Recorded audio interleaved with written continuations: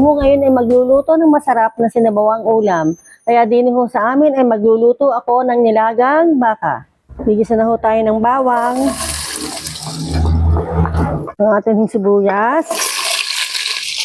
Aray din ko na ginisa sa pressure cooker para diretso ko na hong palambot. Ang ating hong kamatis.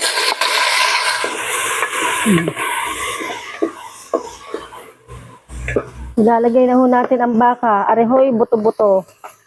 Areho, masarap ilaga. Lagyan ho natin ang tubig. At areho ay pakukuluin natin for 25 minutes. After 25 minutes so na pinressure cooker ko, ay areho bubuksan na natin. Yan. Tama-tama ho ang lambot na rin. Okay na ho, are. At are, titimplahan ko na ho, are na ang mga gulay-gulay.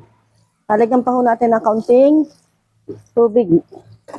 Masarap ho, medyo masabaw. Pabubulakan muna ho natin ng kaunti pa, are. Ilalagay ko na ho, aring gabi. Halalambutin muna ho natin ng malambot. Malambot na ho ang ating gabi. Pwede na ho, are. Are ho ay sa aking nilaga or sinigang na baka. Lalagay ko na ho aring sitaw. Titimplahan ho natin ng patis. Lalagay ko na ho aring ating ginisa mix. Lalagyan pa ho natin ng are ng kaunting tubig. Sarap na ng ating nilagang baka. Lalagay ko na ho aring ating pampaasim na sinigang na sampalok mix. Medyo masarap po, aring medyo maasim-asim.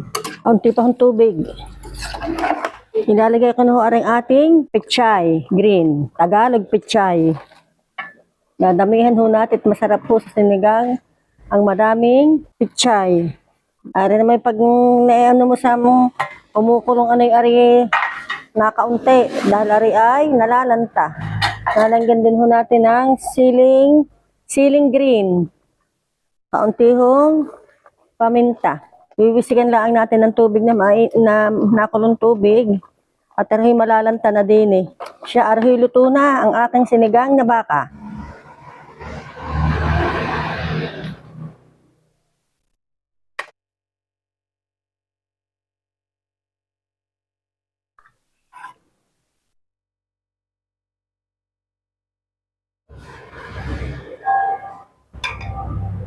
Areho at nakaluto na naman ako ng masarap na ulam.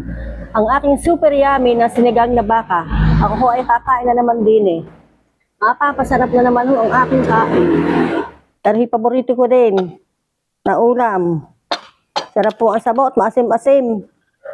Maasim-asim ang sabaw. Pagka magsisigang na baka ay masarap po ang garning buto-buto. At areho ay malambot. Sa gulay na lang ay sold na ho tayo. Super tasty ho, are. Super tasty. Lambot ho ng baka pag na-pressure cooker. Tipid pa ho sa gatong.